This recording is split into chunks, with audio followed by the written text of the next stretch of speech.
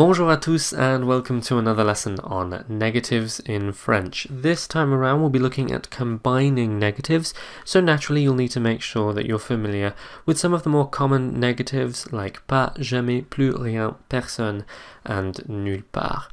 If you're happy with those, you can start combining them. So let's have a look at how that works. In English, of course, double negatives are really rather frowned upon and not grammatical, but it's quite common in French to combine jamais, rien, personne, nulle part, and plus. Take, for example, je n'ai jamais rien dit. Now, literally this means I never said nothing, but a better translation in English would be I never said anything. Remember in the video about rien we learnt that nothing and anything are the same. Likewise with no one and anyone, nowhere and anywhere. French does not make that distinction, and so je n'ai jamais rien dit, while it sounds weird in English, is perfectly grammatical in French. You could also say il n'a rien donné à personne. He didn't give anything to anyone. Il ne vend jamais nulle part.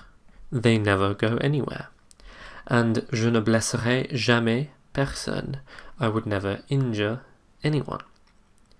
So you might be thinking, how do I know which order to put them in? Now, my first piece of advice with this is to learn it organically, right? Listen to what people say, take note of what you read, and get used to hearing them in a particular order. Jamais rien, rien à personne, jamais nulle part, jamais personne, because these are the correct word orders. If, however, you really need an explanation, notice that in most of these we have one negative that follows the typical word order, that is, we have ne, verb pas, and one that deviates very slightly. So take, for example, il n'a rien donné à personne. Rien follows that typical word order. We have ne, auxiliary verb, rien. But personne is the one that deviates. It goes in the place of the object. And so both of those follow their own rules. The same goes for il ne vend jamais nulle part. Jamais follows the typical ne, verb pas word order, whereas nulle part goes in the place of the word that expresses place, and so again they follow their own rules. In the case of the first one, je n'ai jamais rien dit, all I can tell you is that jamais comes before rien. Simple as. So let's have a look at some more examples. On ne voit plus rien. We can't see anything anymore, and in this case, plus always comes before rien. Vous n'allez plus nulle part. You don't go anywhere anymore, and again notice plus comes first. Je ne connais plus personne. I don't know anyone anymore. Again notice that plus comes first, so we might ascertain from this that when plus is involved, it always comes first. There is, however, one exception, and that is the case of plus and jamais, in which case you can choose the word order. It is entirely up to you. You can say, je ne te verrai plus jamais, I will never see you again, or I'll never see you anymore, or je ne te verrai jamais plus, which means exactly the same thing. Switching them does not change the meaning at all. You can choose whichever, pick one and use it all the time, mix it up a little bit if you like, it's entirely up to you.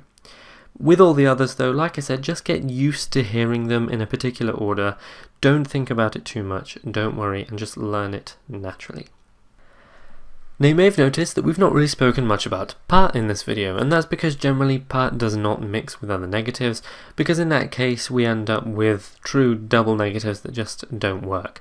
Really, there shouldn't be too much temptation to mix pas with anything, because it doesn't work in English or French.